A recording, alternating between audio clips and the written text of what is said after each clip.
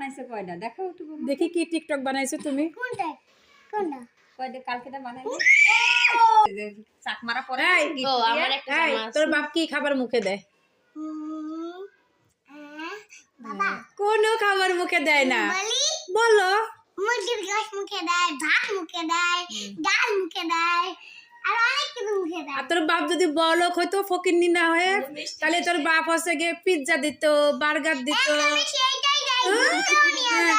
ওই 5 স্টার হোটেলে নিয়ে যেত, নিয়ে সোনারগাঁ নিয়ে যেত।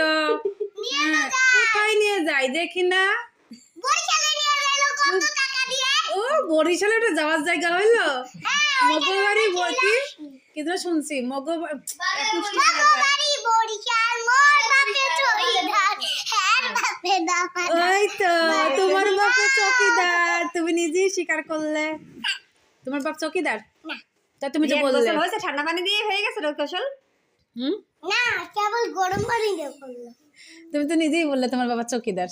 কখন বললাম?